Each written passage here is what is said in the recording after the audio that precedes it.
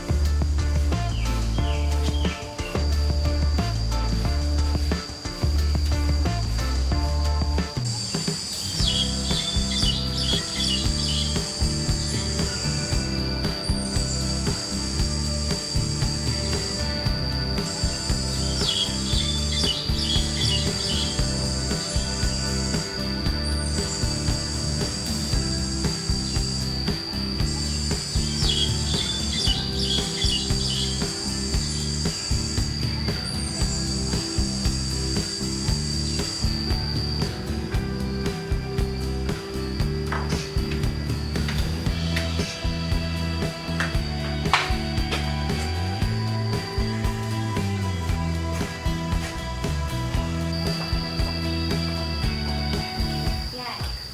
มามา มาค่ะ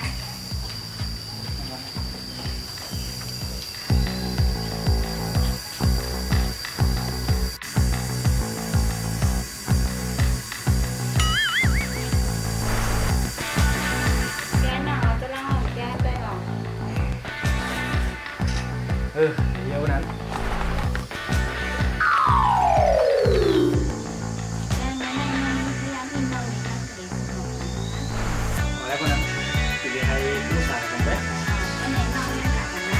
เดียวนะจำปีให้ลูกสาวชอบกันนะ เอาค่ะ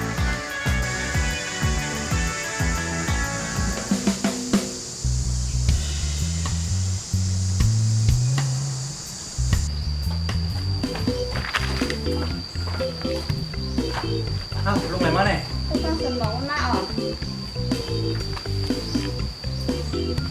ย้ายหน้าใครดีสมองอ่ะ เดี๋ยวฉันมาอ้วนเลยยิ้มให้ ค่ะ ก็ได้คนก็แค่เลยก็ ย้ายหน้าไม่ใส่ ย้อนเงินเที่ยวเดี๋ยวดิ่งหาปันบัวมือซื้อในกุ้ย มัวละค่ะ สัมพันธ์แทงวันนั้น อ๋อค่ะ ฉากวันแหละมันก็เฮ้ยมีหน้าสวนนั่น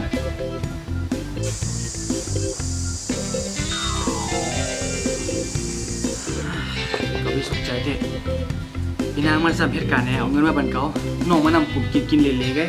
ก็มีน้องสองคนเนี่ยก็ไปสุขใจเด็ดนะ